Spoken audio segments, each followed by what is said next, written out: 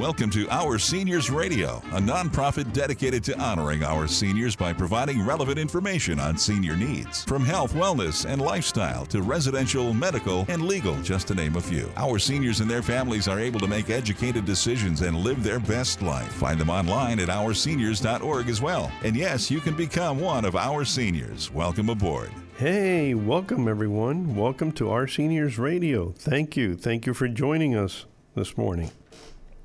And we have a few announcements we'd like to make. My name is Julian Cantillo. I'm your host and founder of Our Seniors, okay? And we have a few things going on by the time you listen to this show, okay? The fall edition is still out. I recommend that you try to pick up a copy, or if you want to receive it by mail, you can donate and receive it by calling 386-516-3969 and select the proper option, okay? And we'd like to remind everyone we're excited because we have a great partnership starting up with Red Robin. Yes. For those of you who may not know of Red Robin and its fabulous burgers, they have a location at the Pavilion, okay, in Port Orange, 5537 South Williamson Boulevard. And we have a fundraiser all day where they're going to donate 20% to OurSeniors.org. And you can go anytime, just when you go in, place your order, mention Our Seniors, so they can apply it, okay? So it's December 20th, and it's going to be all day. You can show up at any time you'd like. And if you've never had their fries, steak fries, I highly recommend you check it out because it's unlimited steak fries, okay? So anyway, we're excited this morning as part of Our Seniors Radio. We have a different guest every week, okay? And we are honored and privileged this morning, okay, to have with us Kathy Searle Acevedo, representing the Florida Braille and Talking Book Library. Welcome, Kathy. Good morning, Julian. Thank you so much for having me. Absolutely, absolutely. So tell us a little bit about Florida Braille and Talking Books. How did it get started? Give us a little background. Thank you. Sure. No, I'd be happy to. So the Florida Braille and Talking Books Library is a bureau of the Division of Blind Services. We call it DBS within the Florida Department of Education. It's also part of the National Library Service for the Blind and Print Disabled under the U.S. Library of Congress. We refer to that as NLS, National Library Service. So really it's an entity that functions under the auspices of a federal organization as well as being part of the state organization. The organization itself was founded back in 1931 under the advocacy of the very famous Helen Keller. After several tries, they were able to pass an act called the Pratt-Smootz Act. That was 1931, and that began. It was originally called the National Program for Blind Adults, if I recall correctly.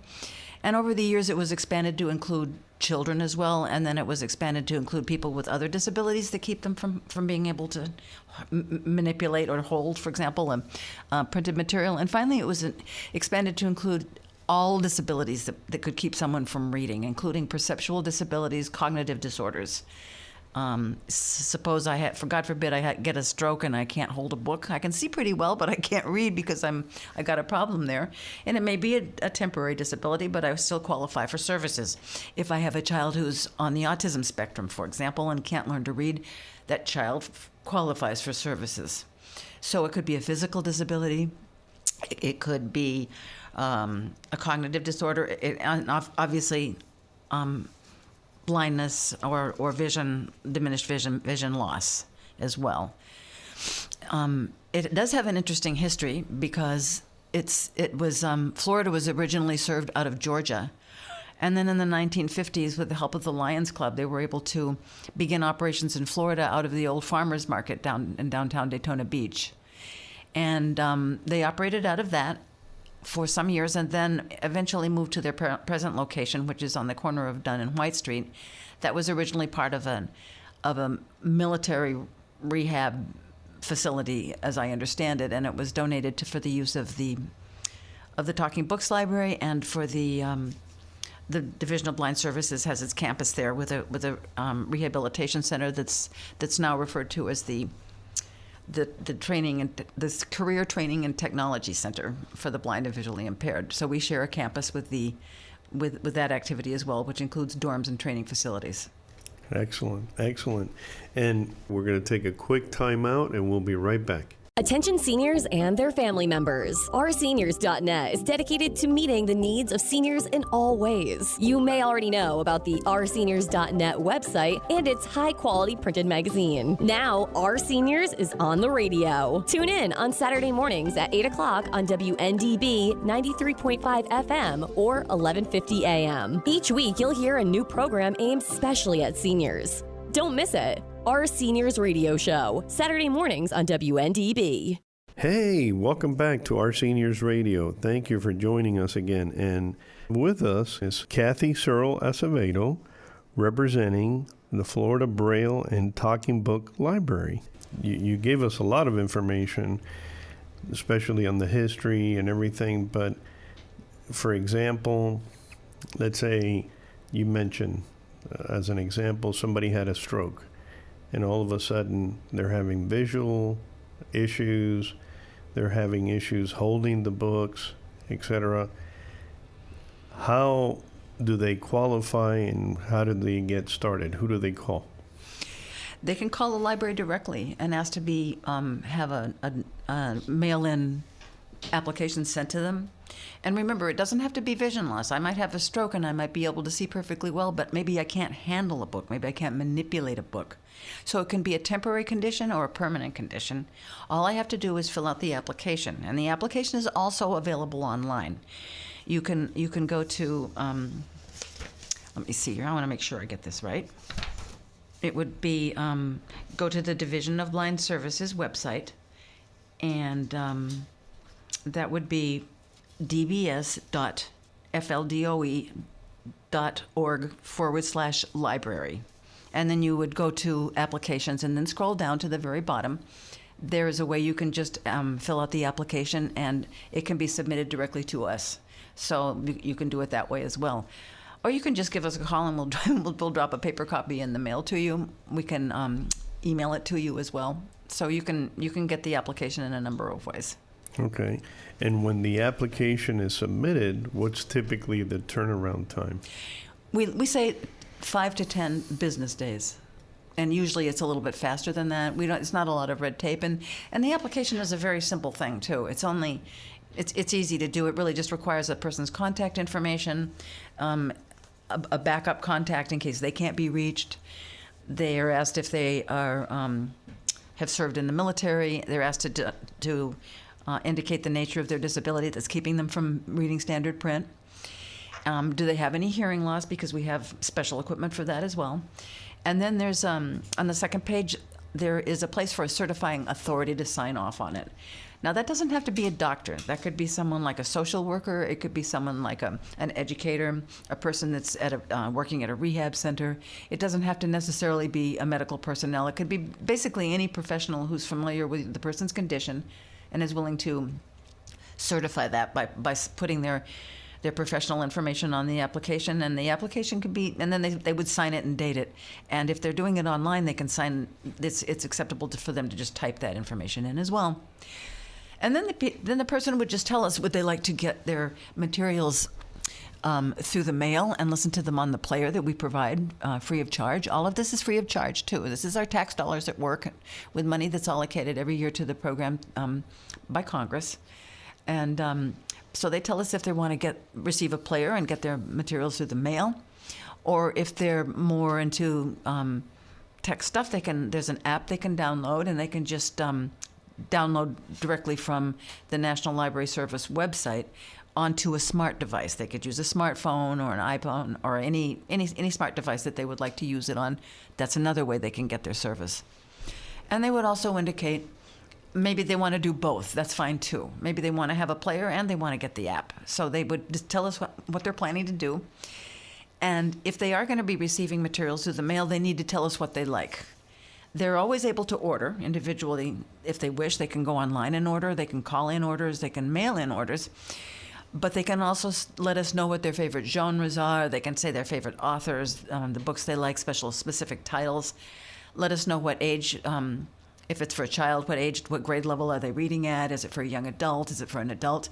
And we can put a screen on it too, in case they want to have a filter against strong language or violence or explicit sex in the literature.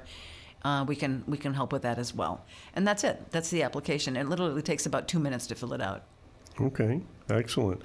So let's say I submit my application, I got approved.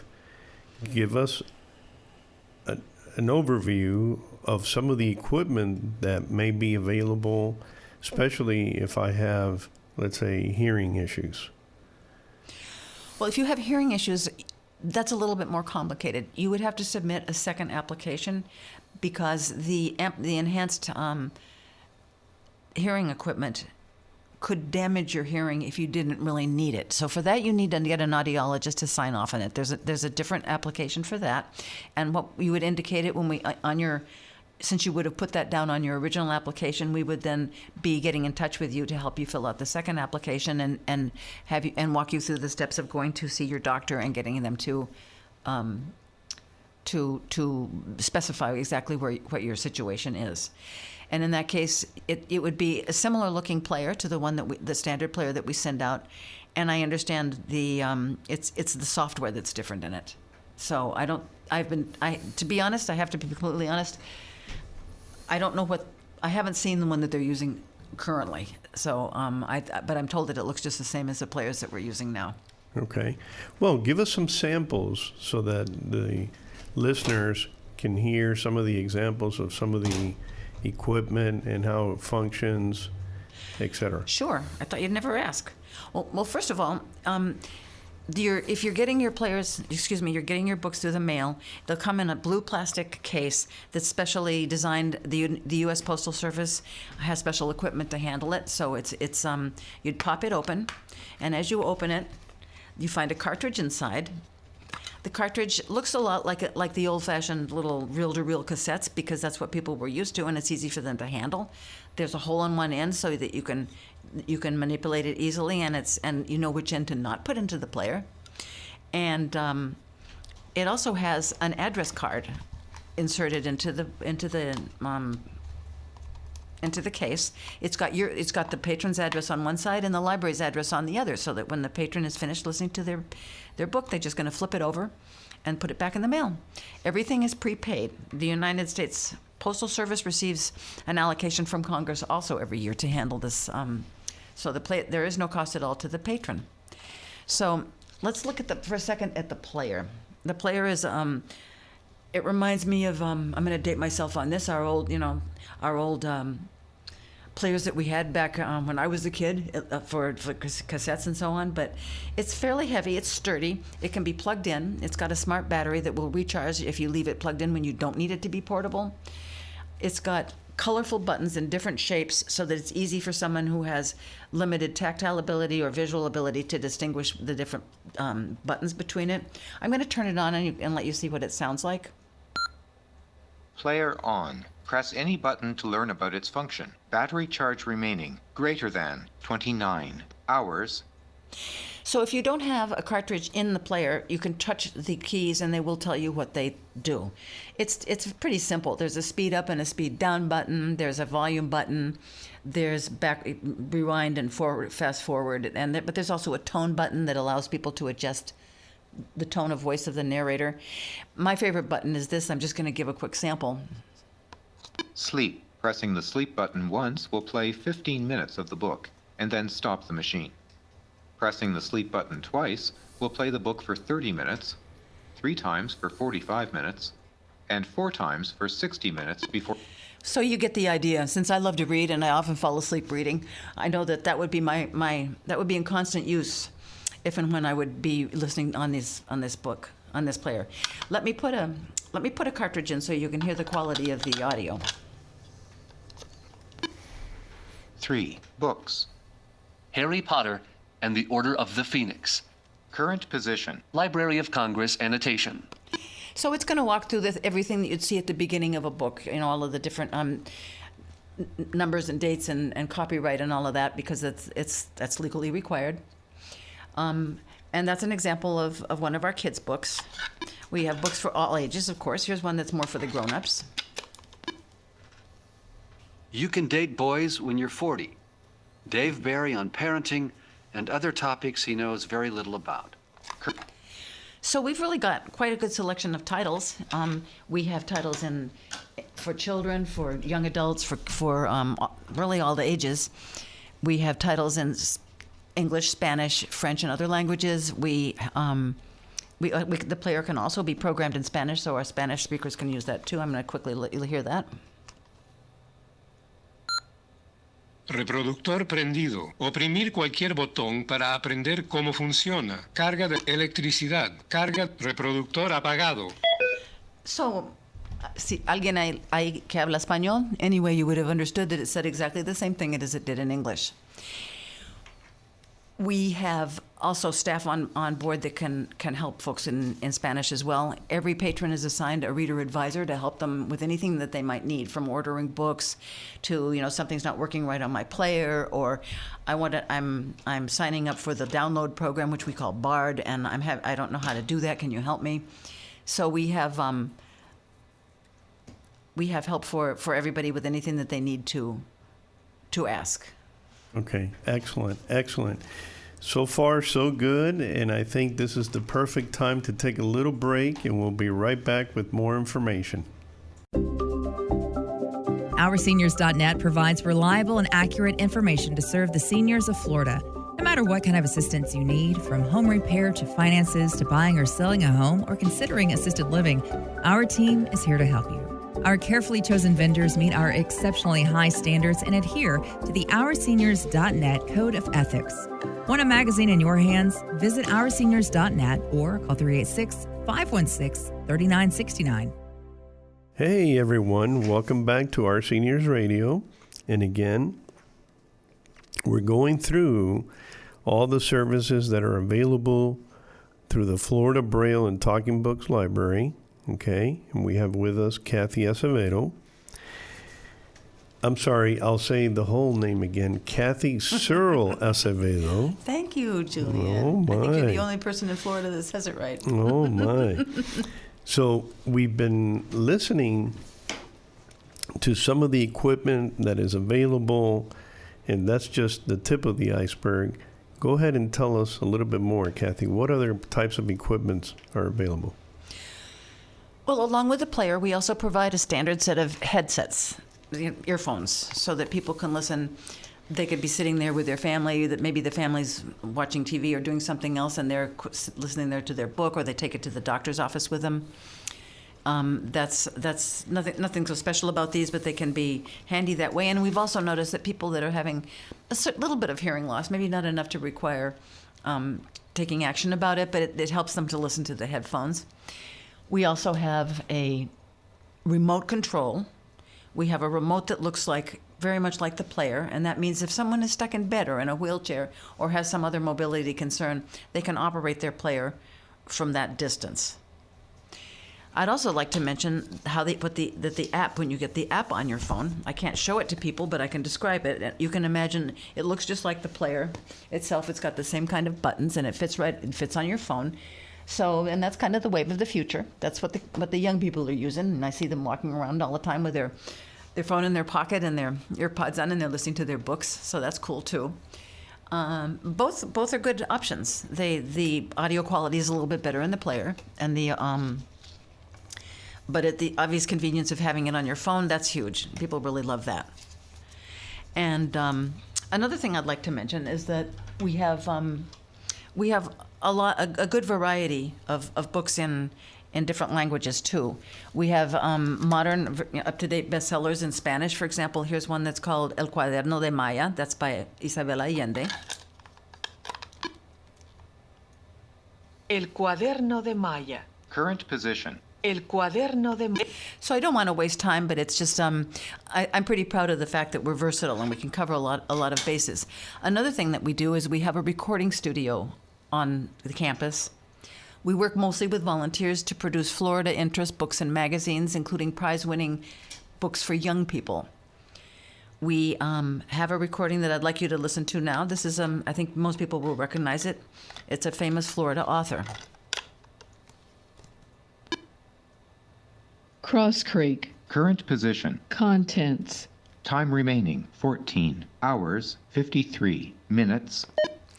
So that's Cross Creek by Marjorie Kinnan Rollins, one of our superstars here from the Florida constellation, I guess you could say. And one of our volunteers made a beautiful recording of that. We love to have volunteers. That brings us to another topic.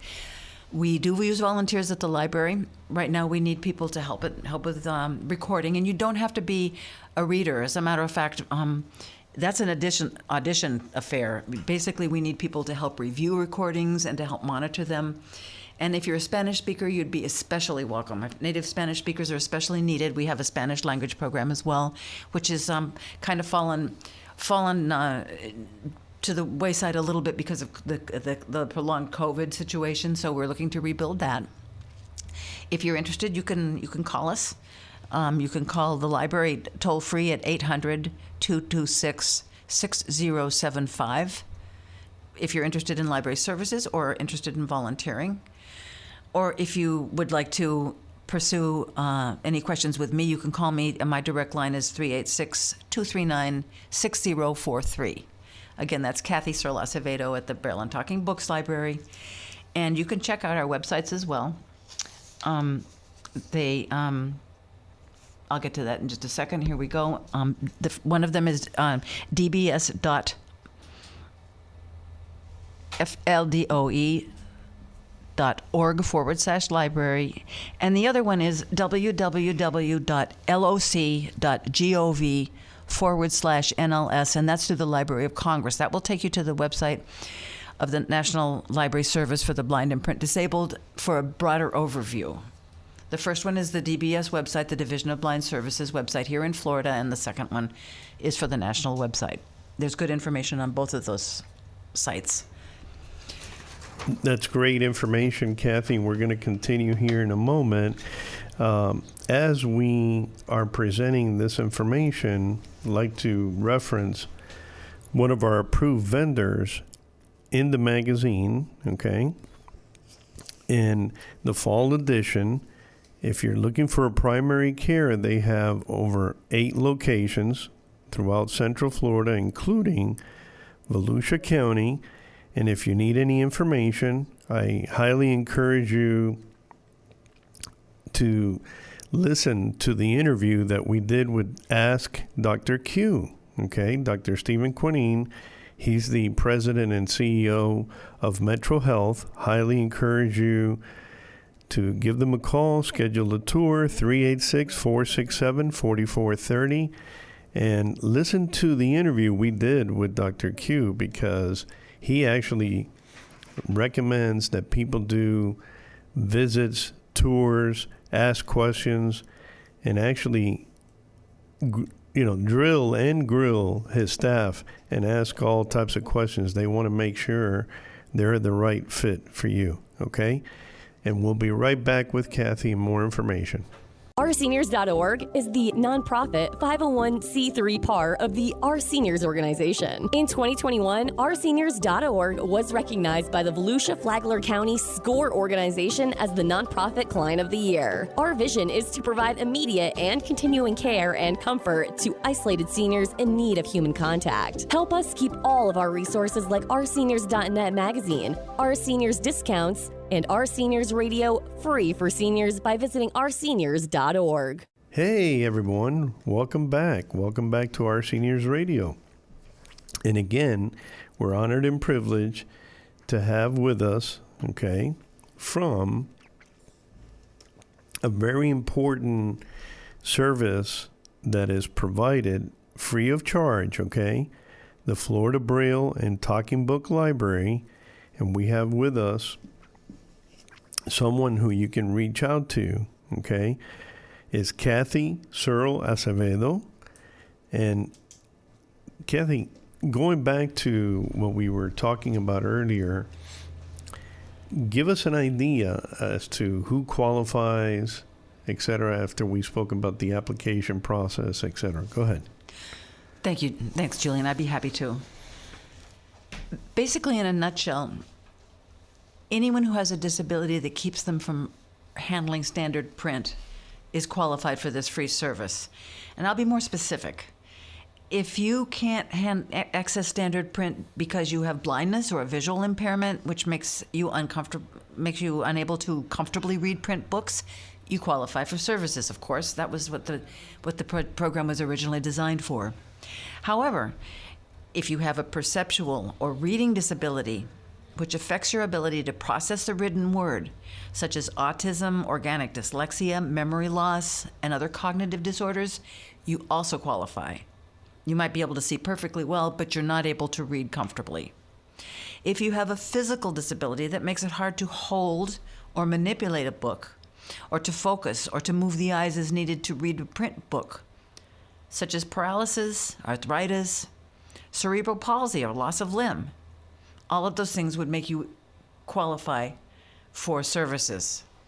And any other disability that we're not mentioning, if it's interfering with your reading, you're likely to be eligible for the service. We also include schools and assisted living facilities, rehab providers, and other institutions that serve individuals eligible for library services.